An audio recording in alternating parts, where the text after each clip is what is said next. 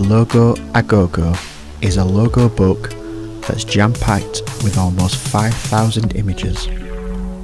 Logo A GoGo is an inspirational visual history of the iconic brand identities created by British designer Rian Hughes, who has over 3 decades of experience as a comic book illustrator and type designer.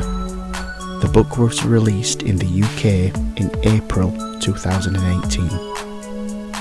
It features iconic characters and brands such as Batman, Head Candy, Spider-Man, James Bond, The Avengers and Teenage Mutant Ninja Turtles. It features a host of case studies revealing the makings behind his famous comic book logos, including Batman and Robin, Spider-Man, the X-Men, Captain America, Wolverine, and those for his diverse range of clients including brands such as toys, television, book covers, magazines, music artists and fashion retailers to international corporations. I would like to thank Rian Hughes and Korero Press, who were kind enough to send us a copy, and it was nice to chat with them on the phone as they took a great interest in what we do here at the Logo Creative for our readers. I would also like to thank Rian for taking the time to answer our questions about the book, being a designer and growing up around comics as a kid, and they can be found within the written book review. As I do with all book reviews, I'll start with the physical book and cover design.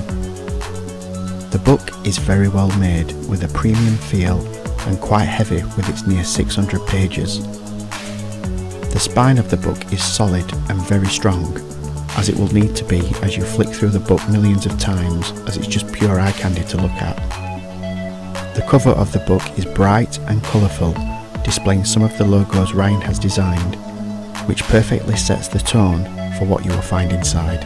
The pages of the book feature a range of preliminary sketches and alternative concepts that appear alongside the final designs, and Rian Hughes is open about his experience of meeting briefs and finding creative solutions by sharing insider stories on the highs and lows and giving invaluable tips for getting brand identity right.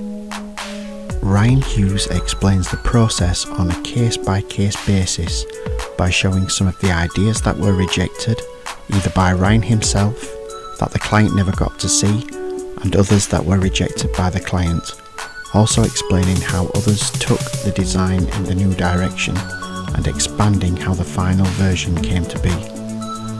With an introduction by Grant Morrison, the Eisner Award-winning comics writer and longtime collaborator with Rian Hughes, this book is absolutely fantastic and a truly amazing resource for designers, typographers and comic book illustrators to get inspiration for brand identity and other graphic design projects.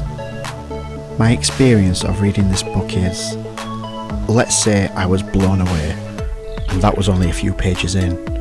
I was well aware of who Rian Hughes is, but while looking through the logos within the book, there were some I didn't even realise he'd designed, which was a nice surprise, and a sort of, whoa, he designed that? I never realised, only to turn the page and there'd be another, and he designed that also. Rian did not only design comic logos, but also things like the Forbidden Planet logo, My Little Pony, Head Candy, the famous 5, and a clean-up of Innie Blyton's signature. So many albums and events, books and designs that will at some point in time filled your life at one point or another. One of the big takeaways that I personally like about Logo A GoGo is, as well as the final logo being displayed, each is shown with an impressive area of other unused concepts, and I'm sure each one has a logo you would have preferred.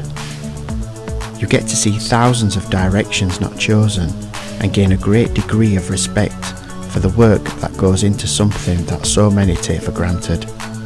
As a logo designer, I know firsthand the amount of work that goes into designing a visual identity, and I know a lot of my readers do as well. This book really does demonstrate the amount and the workings behind designing a logo.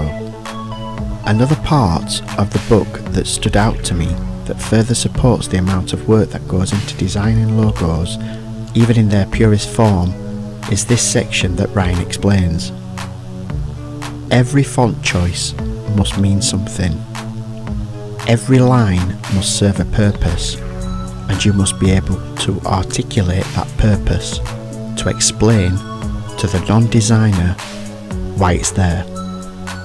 Logo design is one of the purest and simplest forms of communication, and you need just the right amount of stuff on the page to be able to say what you need to say, or avoid saying something else, and no more. If you can't justify it, take it out. Rian further explains, a logo should first and foremost work better, like a good tune without the orchestral backing. You can't polish a turd, though some visually tone-deaf client do love aqua effect and drop shadow. Appropriate design emerges from an understanding of the conceptual underpinning of the project itself. This further supports the importance of research and understanding your client and the scope of the work. I could go on quoting the fantastic advice and insights given by Rian throughout the book, but I highly recommend you reading it yourself and enjoying every single page. It's a unique insight into the creative process of the man who's done more for comic book design than anybody else ever. As Michael Dooley of AIGA says, Rian Hughes has been credited with doing more than anybody else to elevate the sophistication level of comic book design. Throughout the book you find out some really interesting stuff about Rian Hughes, such as around 1996 he turned down an offer to draw Batman for a new series at DC Comics because he was seriously overworked, and a decision that Rian thought long and hard about but would regret deep down. 17 years later he got an email out of the blue. Batman Black and White was returning for a 4th volume, and could he stop playing hard to get and this time write and draw a story for them this time around? As Rian explains, a second chance of course, and he said yes. The series even featured a Batmobile he designed for the strip, and it was produced as a die-cast model, and Rian explains this could be his career high watermark. Not to mention that the current Marvel logo in use today is Rian's critique of the original design. He did the critique back in 2006 when he was working on the X-Men logos, and he was sent a digitised version which was in obvious need of a polish. And what Rian did for the logo is what comic book fans have become so accustomed to. His suggestions were appreciated by the editor. At the time it was too daunting a prospect to replace the original design throughout the company. 10 years later in 2016, Marvel Studios adapted Rian's version, and as he explains in the book, he is very happy to see it in use across both print and film. As with all good things that happen in a designer's career, there are always the lows of when a designer's work is used incorrectly and not displayed as it is intended to be. As a designer, it's hard to see your work ruined. Rian is open about how his New Mutants logo for Marvel Comics was ruined by the fact that Marvel themselves lay out covers in Photoshop rather than Illustrator or InDesign. And as a designer knows, these programs offer a more sophisticated vector and alignment control, and logos are supplied as EPS files with differently coloured elements grouped or on a separate layer.